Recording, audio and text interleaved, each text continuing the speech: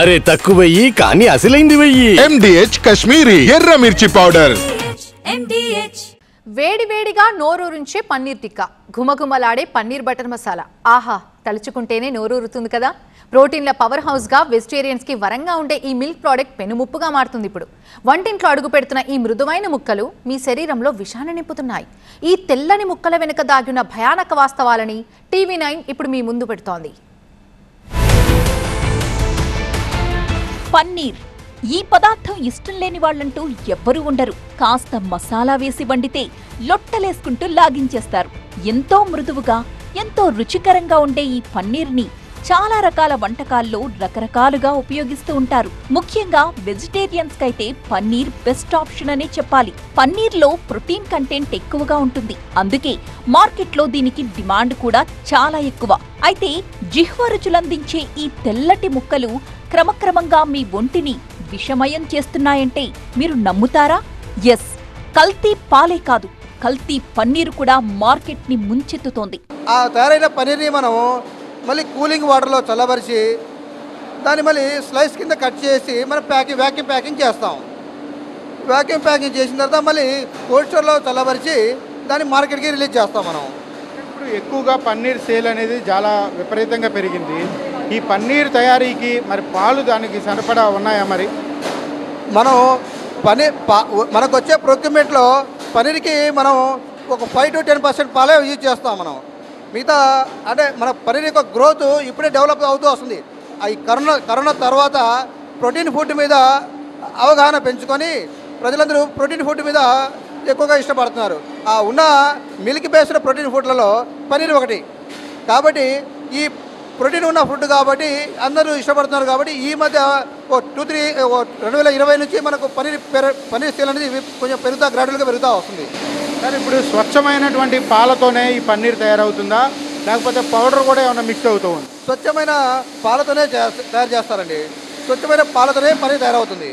2023-24 సంవత్సరంలో 239 billion metric tons పాలు ఉత్పత్తి అయ్యాయంటే ఆ లెక్క ప్రకారం పాలకు సంబంధించిన ఉత్పత్తుల లెక్కలు కూడా అందుకు తగినట్టే ఉండాలి. అయితే విచిత్రంగా వాటి లెక్కలు మాత్రం పూర్తి భిన్నంగా కనిపిస్తున్నాయి.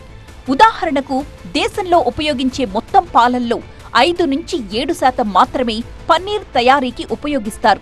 గతేడాది దేశవ్యాప్తంగా పన్నీరు ఉత్పత్తి చూస్తే 240 మిలియన్ టన్నుల పన్నీరు ఉత్పత్తి అయింది. అంటే దాదాపు పాల ఉత్పత్తి ఎంతో పన్నీరు ఉత్పత్తి కూడా అంతే ఉంది. ఇంకా చెప్పాలంటే అంతకంటే ఎక్కువే. మరి ఇంత పన్నీరు ఎలా ఉత్పత్తి అవుతుంది?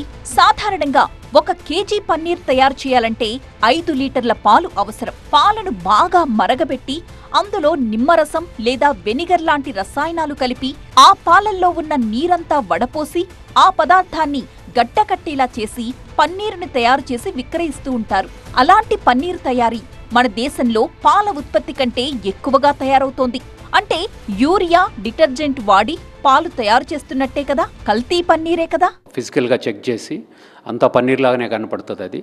సో అందుకోసమని నేను అనేది బ్రాండెడ్ పన్నీర్ కొనుక్కోమని చెప్తున్నాను. ₹2 ఎక్కువైనా కూడా ఆర్గనైజ్డ్ సెక్టార్లో డైరీస్, కోఆపరేటివ్స్ డైరీస్ కానీ ప్రైవేట్ డైరీస్ కూడా పెద్ద పెద్ద ఆర్గనైజేషన్స్ ఉన్నాయి ఇండియాలో.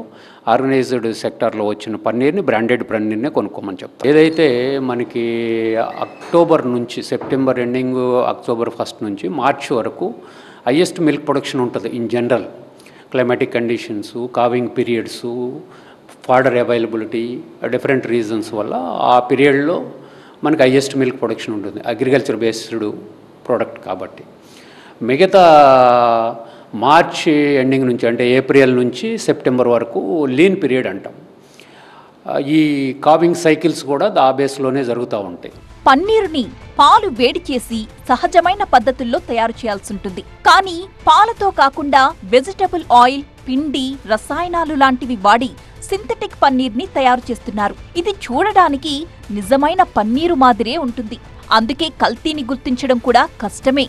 ఇలాంటి పన్నీర్ తినడం వల్ల ఆరోగ్య సమస్యలొస్తాయని నిపుణులు హెచ్చరిస్తున్నారు. ఇప్పుడు పన్నీర్లు బయట మార్కెట్లో అడల్ట్రేషన్ అనేది బాగా వింటున్నాము. So paneer adulterated original paneer తెలుసుకోవడానికి చిన్న టెస్ట్ చేస్తున్నాము. ఇది హోమ్ బేస్డ్ కూడా టెస్ట్. చిన్న సొల్యూషన్ వచ్చేసి ఐడిన్ సొల్యూషన్ వాడతామండి. ఒకసారి చూస్తే మనము ఇది విజయ పన్నీర్. ఈ పన్నీర్ బ్లాక్స్ మీద నేను ఐడిన్ సొల్యూషన్ డ్రాప్ చేస్తున్నాను. చూడండి, ఒరిజినల్ పన్నీర్ అయితే మీకు బ్రౌన్ కలర్ కానీ ఆరెంజ్ కలర్ కానీ ఉంటుంది. అదే ఫేక్ పన్నీర్ ఉంటే మాత్రం మీకు బ్లూ కలర్గా టర్న్ అవుతుందండి. కలర్ చూడండి. సో ఇది క్వాలిటీ పన్నీర్ అండి. అదే మీకు ఫేక్ పన్నీర్, అడల్టరేటెడ్ పన్నీర్ అయితే మీకు బ్లూ కలర్గా టర్న్ అవుతుందండి. ఇది ఇంట్లో కూడా తయారు చేసుకోవచ్చు. ఐడిన్ సొల్యూషన్ హోమ్ బేస్ కూడా మనం చెక్ చేసుకోవచ్చు. పన్నీరు బరువు పెంచడానికి, ఎక్కువ పరిమాణంలో కనిపించడానికి పిండి పదార్థాల్ని కలిపిస్తున్నారు. కొవ్వు శాతం ఎక్కువగా ఉన్నట్టు చూపించడానికి, పన్నీరు మరింత మృదువుగా కనిపించడానికి రిఫైన్డ్ ఆయిల్స్ వాడుతున్నారు. పన్నీరుకు రంగును తీసుకురావడానికి, ఎక్కువ కాలం నిల్వ ఉండడానికి కొన్నిసార్లు డిటర్జెంట్ లాంటి హానికర రసాయనాల్ని సైతం ఉపయోగిస్తున్నారు. పన్నీరు తెల్లగా, ఆకర్షణీయంగా కనిపించడానికి హైడ్రోజన్ పెరాక్సైడ్ వాడుతున్నారు. ఇలా కల్తీ పదార్థాలతో తయారైన పన్నీర్ జీర్ణం కావడం కూడా చాలా కష్టం. దీనివల్ల కడుపు నొప్పి, వాంతులు, విరేచనాలు వంటి సమస్యలు తలెత్తుతాయని వైద్యులు చెబుతున్నారు. కల్తీ పన్నీరుకు ఉపయోగించే రసాయనాలు ఎలర్జీలకు కారణమవుతాయి. అంతేకాదు, ఈ హానికర రసాయనాలు కలిపిన పన్నీర్ దీర్ఘకాలంలో కాలేయం, కిడ్నీలు సహా ఇతర అవయవాలపై తీవ్ర ప్రభావాన్ని చూపిస్తాయని వైద్యులు హెచ్చరిస్తున్నారు. పాల ఉత్పత్తిని మించిన పాల ఉత్పత్తులు మార్కెట్లో రాజ్యమేలుతున్నాయి. ఒకప్పుడు పాల వ్యాపారులు నీళ్లతో పాలను కల్తీ చేసేవాళ్లు. కానీ ఇప్పుడు ఏకంగా నకిలీ పాలనే తయారు చేస్తున్నారు. మనం ఏం తింటున్నామో, ఎక్కడ తింటున్నామో ఎల్లవేళలా జాగ్రత్తగా ఉండాలి. మన గురించి మనమే నిశితంగా పరిశీలించుకోవాలి, పరీక్షించుకోవాలి.